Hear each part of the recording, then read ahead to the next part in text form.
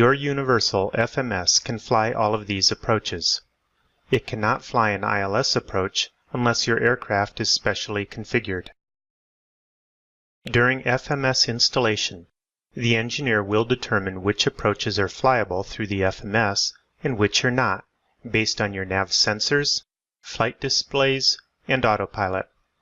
There is a list of all the approaches in the FMS configuration pages. Whether an approach is enabled or advisory really only affects the approach segment of the approach. An enabled approach can be flown through the FMS. Lateral guidance and, where appropriate, vertical guidance are presented by the FMS to the flight director and flight instruments, or EFI. An advisory approach cannot be flown through the FMS. If an advisory approach is entered into the flight plan, the FMS will provide routing for both the approach transition and the missed approach, but not for the approach itself. The approach arm line select key will not even be presented as an option. With an enabled approach, the FMS will be the source for navigation throughout the entire approach, from transition to the final segment and through the missed approach. It will be the source of presentation for the primary flight display. Approach scaling and alerting will apply for the entire approach and missed approach. Enabled approaches can be both armed and activated. The moment you enter an enabled approach, the FMS screens will reveal that information. If you have no approach in the flight plan, line select key 3 right will be empty. The moment you enter an approach, you will get a subdued APPR in line select key 3 right if you are more than 50 nautical miles from the airport. Once within 50 nautical miles of the airport, the FMS gives you the ability to manually arm the approach. At 30 nautical miles, the FMS will auto-arm the approach.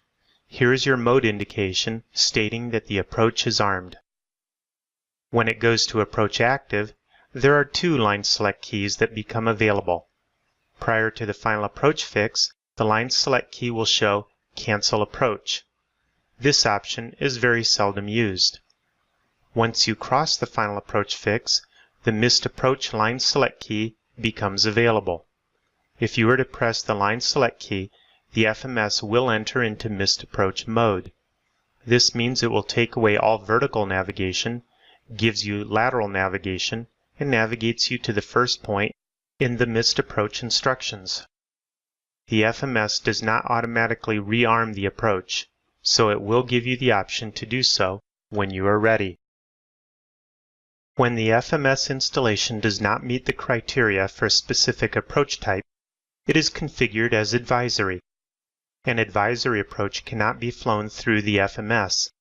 Entering this approach into the flight plan will allow the FMS to provide the approach transition and missed approach routing, but the approach portion itself cannot be flown within approach tolerances through the FMS, and no vertical guidance is provided.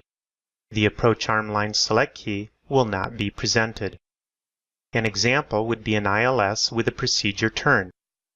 The FMS will guide the aircraft through the procedure turn. The pilot will then select the VHF ILS as the source of guidance and fly the final segment towards the runway. If a missed approach is required, the pilot may reselect the FMS for missed approach guidance. The letter A preceding an approach on the arrival page indicates the approach requires advanced avionics in order to fly the procedure. An approach will be classified as advanced when there is a turn exceeding 6 degrees after the final approach fix, or if the approach uses a radius to fix leg. Why the restriction? Analog-based autopilots fly the final approach segment in deviation steering, which can result in the aircraft S-ing down final, and is considered unsafe.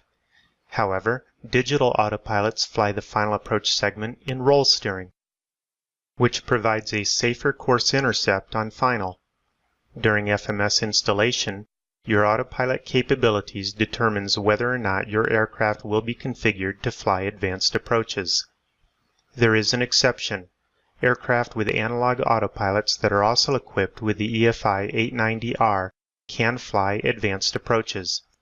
In this configuration, the EFI 890R and SCN 1000 will keep the analog autopilot in roll steering until crossing the final approach fix, at which time it will transition to deviation steering.